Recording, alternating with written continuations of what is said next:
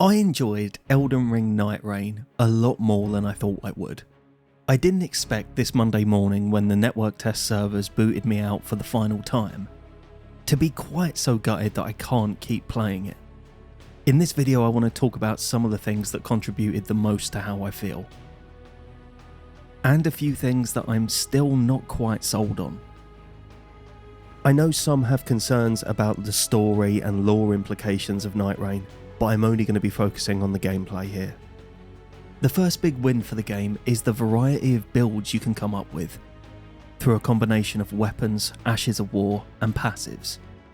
On one run, for example, I found Great Stars, with innate bleed, a flame art infusion, and the prelate's charge. This was broken enough at the start, but where it really became fun was when I found a passive that gave me an ice storm when I started super sprinting. My strat became sprinting round the boss to proc frost, then resetting it with my fiery bonk whilst doing bleed. It was great fun.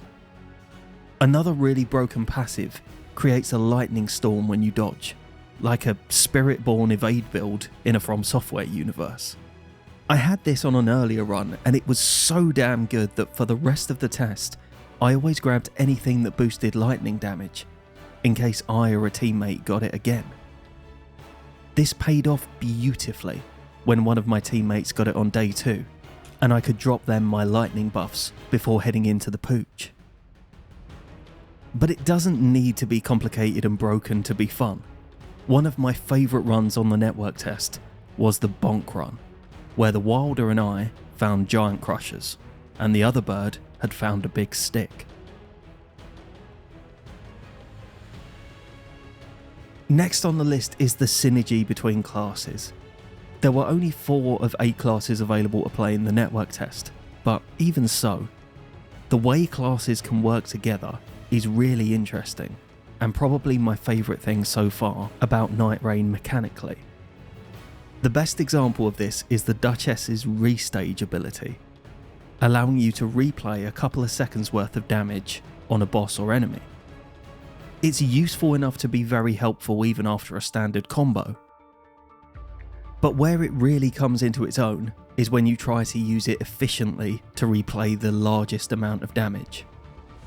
I played Duchess for most of the first 2 tests, and the most fun part of the class for me was trying to get the highest restage damage possible, waiting for bleed procs, ripostes, or the Wilder's or Birdman's hefty special attacks.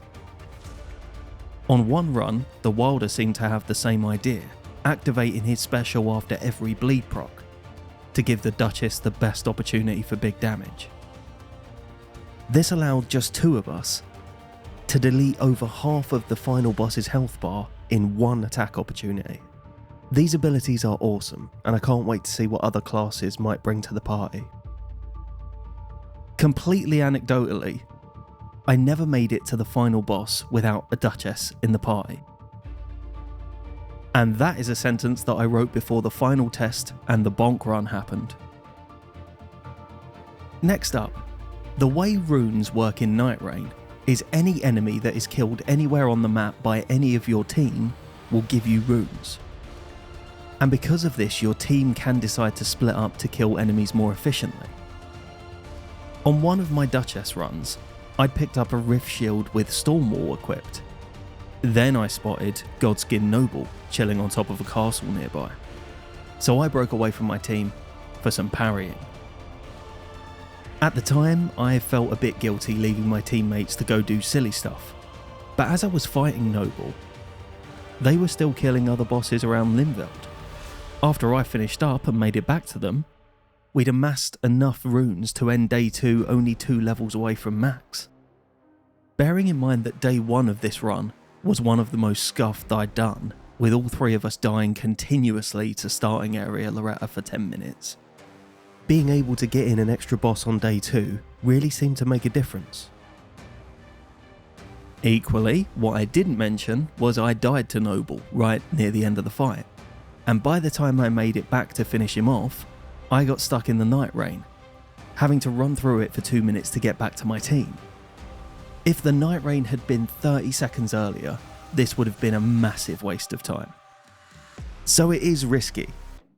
On the final test, I did this on every run, and it worked out great for levels. And I'm interested to see if that does become the meta for teams of proficient players when the game releases. Nightreign has a massive speed difference to other Souls games, and I'm not just talking about that monster running animation. The pace of the game is so quick. There is a sense of urgency in everything that you do that makes you play very differently than you might in other Souls titles, getting stuck in with maximum aggression on every encounter. After playing Nightreign as Duchess for half an hour, I had to consciously start reminding myself that I was playing Elden Ring, because I realised I'd just been spamming the buttons like I'd been playing a fighting game up until that point. And I have to ask, was I the only person who consistently hit triangle to heal every time while playing as Duchess?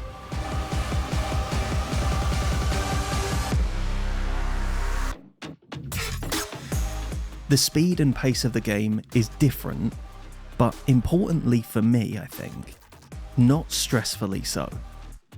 After you've played a few rounds, you start to get a feel for when you need to rush and when it's okay to slow down a little. I was slightly worried that Nightreign might be so intense that getting a good run together would be so chaotic and unforgiving that you'd be mentally exhausted after half an hour playing it. But that couldn't be further from the case, which brings me on to my next point.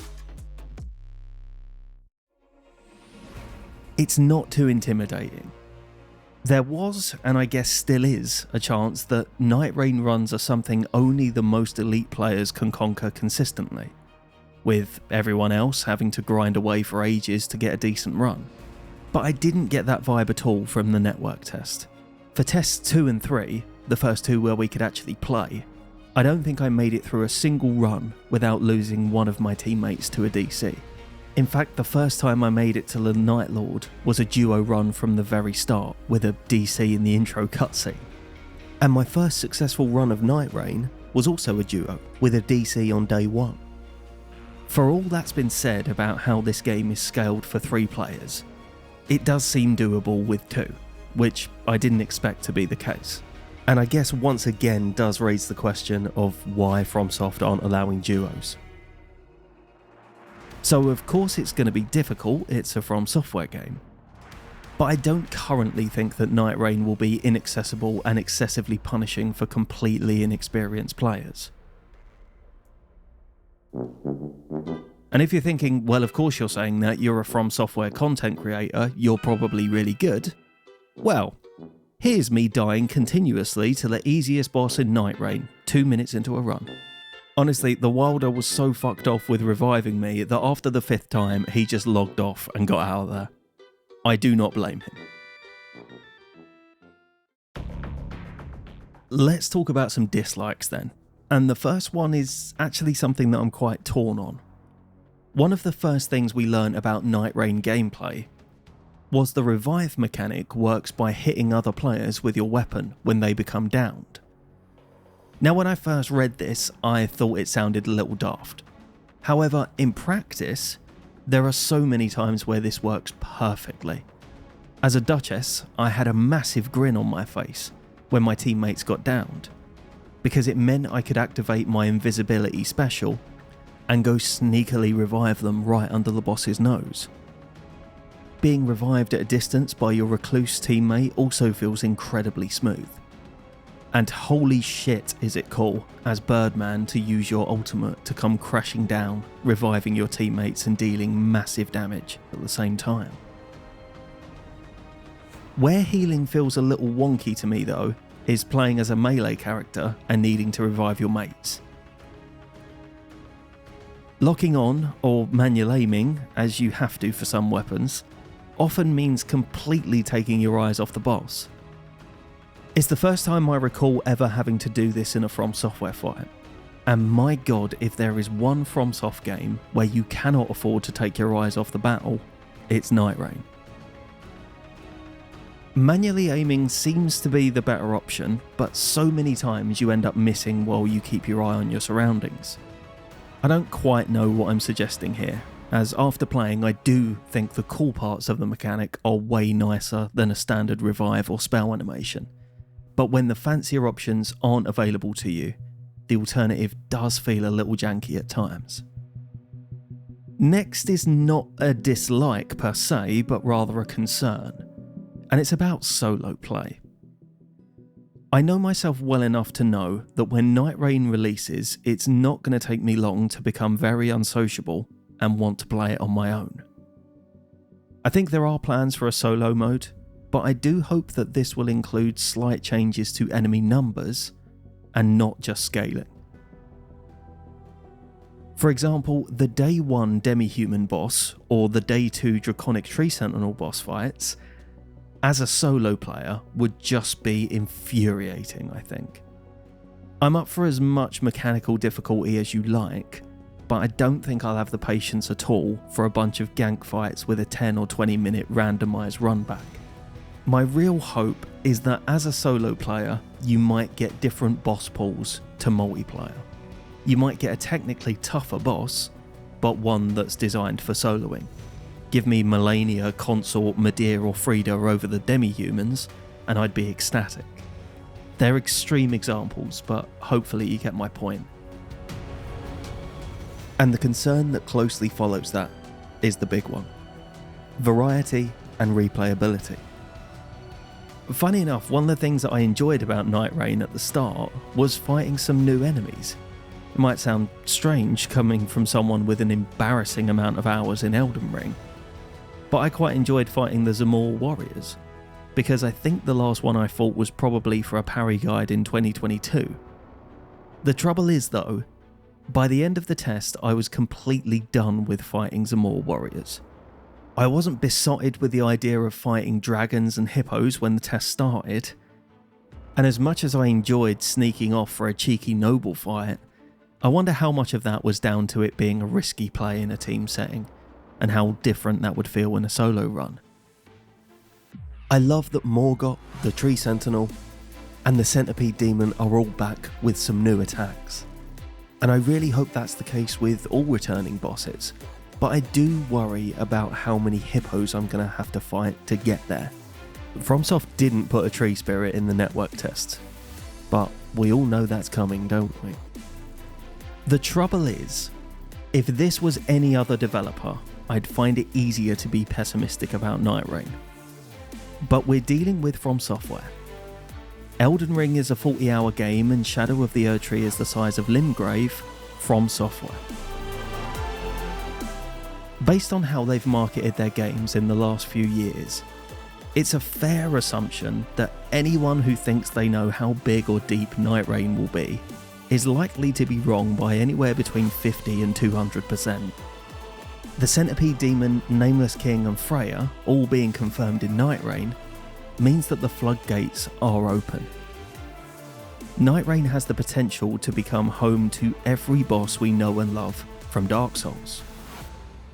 With updated movesets and new attacks, every camp in Limveld could potentially be home to anything from Black Knights to Corvian Knights, from Sullivan's Beasts to Capra Demons. I don't expect this utopia of variety. Not straight away at least, I think that's overly ambitious. But my gut feeling, based on how FromSoftware operate with new releases, is that Nightreign might just be a little bit closer to that than we are currently being led to believe. So after playing the network test, I do not know how long Nightreign will be fun for. But what I do know with absolute certainty is, my god, it is going to be fun.